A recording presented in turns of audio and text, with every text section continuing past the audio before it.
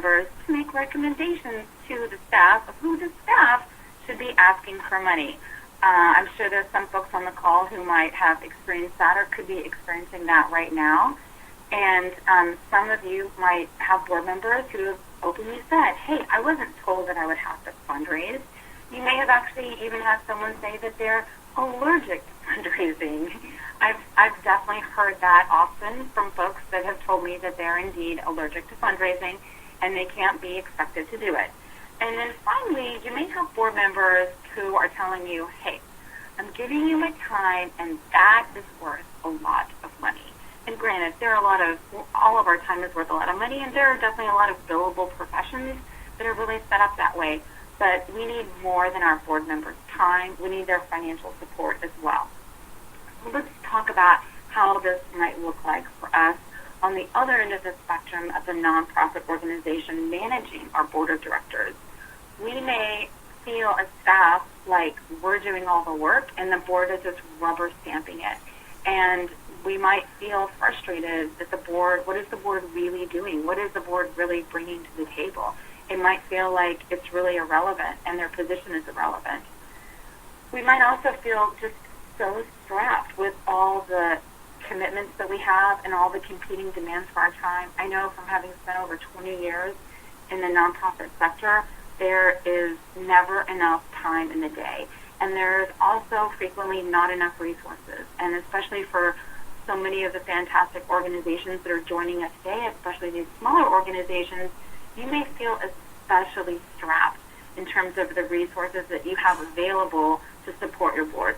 So I'm excited about today as a real opportunity to treat the symptoms of that for you. This is one of my favorite topics. I could talk about it all day, and I often actually do, since as Kira said, I'm a trainer, and I have the pleasure of teaching people and working with fantastic organizations and boards and fundraisers to help them grow their fundraising and become better. So a lot of times you can have this kind of friction. This friction can lead to contempt, it can lead to resentment, it can lead to resignations from staff or resignations from your board. And today is a great opportunity to dig into what these are, how we can address them, and how we can resolve them. So for starters, there's really genuinely no such thing as a fundraising allergy. Allergies are real, but fundraising isn't one of them. This is just one simple truth about fundraising. The next simple truth that I want to share about fundraising is that capacity does not equal interest. If, I might have a board member that might tell me, hey, Richard Branson has kids, Rachel, and so since Richard Branson has kids and daughters, and I honestly don't know if Richard Branson does have daughters, but let's pretend for now that he does, since he's got daughters, he must certainly care about Girl Star, and he must certainly care about empowering girls in math, science, engineering, and technology, and he certainly has a lot of money, so why don't you go ask Richard Branson for money? But if empowering girls in math, science, engineering, and technology isn't part of his sweet spot and isn't something he's passionate about, but more importantly, if I don't have access to Richard Branson, then it's really just magical thinking. And a lot of times, organizations can feel frustrated by a board who expects the staff to do fundraising, and a lot of times staff members can be extremely frustrated with that as well. I'm sure there's lots of folks on the phone who have actually had their board members say, hey, where's our ice bucket challenge? What are we going to do that's going to be similar to ALS where we can really move some mountains and make some great stuff happening?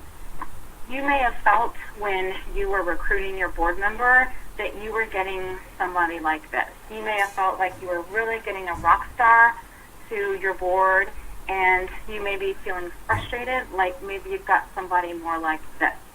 Someone who, is relaxing and everyone else is working hard, and maybe it's the staff that's working hard or it's other board members that's working hard, and they're kind of taking a little bit of a siesta there. And you may be feeling really frustrated about that. So we've got some great tips and tricks and tools for you to use, and we're going to kick that off by talking about what great board members do differently.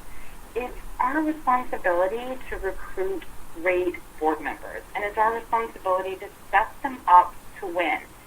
They make mistakes with us And if we're being completely honest, we make mistakes with them too. And we're going to examine some of those things later on in the call, what we can do differently so that we can set our board up for success. So here are 5 traits of great board members. The first trait of a fantastic board member is that they hold themselves and the organization accountable. They hold themselves accountable to what they promised they would set out and do, and they're holding the organization accountable to the vision and the mission and the program that the organization is committed to. They're super passionate about the mission of the organization, and they don't just give up themselves, they also open doors to others. They open doors to donors, and they willingly give up themselves as well. A great board member focuses on the mission and sees the big picture. A lot of times we can have mission creep in our organizations. A lot of times we can be so pressured by the pressures of fundraising that we're really focusing on the day-to-day and the details, and we lose sight of the overarching mission of why we're here and why we exist and what problem it is we're trying to solve. And great board members are dedicated to that mission, and they focus on that, and they see the big picture. And finally, great board members aren't afraid to ask the hard questions. They roll up their sleeves, and they ask those hard questions, as difficult as it sometimes is. So what I want to do right now is talk with you guys about 5 ways that you can take your board and turn your board into fundraising superheroes. So I'm going to talk first about these 5 ways, and then I'm actually going to talk next about how you can really reframe fundraising so that you can set your board members up for some really great success. So let's kick off with 5 ways to get your board becoming fundraising superheroes. The first way that you can achieve that is to cultivate your board member just like you would cultivate a major donor. So when you think about, we can't take for granted that these board members are seeing the impact of our work. And when we think about all the things that we do to treat a major donor, I mean, the first thing that we do with our major donor is we learn everything we can about them. We learn about what they're passionate about. We learn about what their interests are. We learn about why they give and how they want their philanthropy to be significant and what causes are important to them and what of all of our fantastic programs that we do, what matters most to them. And it's just as important to find out that information about our board members as it is to know about our major donors. We need to cultivate and we need to court our board members similarly to how we would court and cultivate our major donors. In doing this, we need to think about what our donors want, because what our board members want is really the same thing. So we know that our donors want to make a difference. We know that in making a difference, they need to feel like their gift is meaningful and significant, right? That their gift isn't just this tiny drop in a bucket of this seemingly limitless well of need, but that it really has an actual impact. Of course, they want to feel appreciated. I mean, we all want to feel appreciated. Just like when your board member writes a check, they want to be thanked. Just because they're a board member doesn't mean we don't thank them for their gift. We don't express enthusiasm and excitement and genuine appreciation for them. All human beings want to be appreciated, and our board members do too. They're donors as well. So we need to think about how we're letting them know that they're making a meaningful difference, and we need to be sure that we're appreciating them. Of course, our donors want to feel like they're in the know, right? They want to feel like they're included, that they're part of our inner circle. And of course, our board members are our inner circle. I mean, that's the real deal. They are the living, breathing inner circle. But it's important that we're aware of that. You know, we don't want our board member to find out from a staff member important news that we want that board member should get directly from us. Our donors also want access to leadership, and of course our board really is leadership, but for them that access to leadership might be just how accessible is the CEO to them, and what is that relationship like. So that's important to donors, and it's also important to our board members. And then, of course, if a board member were to make a restricted gift, we know that our donors, if our donors make a restricted gift, it's always important to confirm that their gift is being used as it was intended. And if your board member were to do the same, it's important that they have that confidence that their money is being used as it was intended to be used.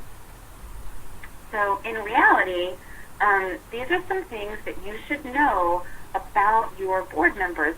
These are the things that you would want to know about your major gift donors, and these are the same things you want to learn about your donors.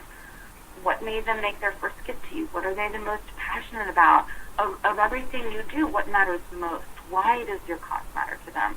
What do they love about what they do? That's one of my all-time absolute favorite questions to reveal a donor's interest, is asking them, what do they love about what they get to do every day? But all of these questions give you really valuable insight into what makes your board member tick, what's important to them, and they give you real, meaningful information about how you can steward them and how you can deepen their engagement to you. So just put your mindset to thinking about your board members just like you would a major donor, and get to know what their interests are. That's job number one. The second piece is really getting that board member up close as much as possible to your mission.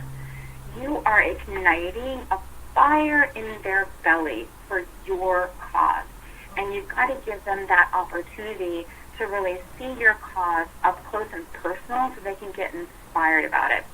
So I'm going to give you some examples of what this might look like for just some sample organizations that I kind of have made up here. So we've got this woman here who's about to leave and go off to active duty or to be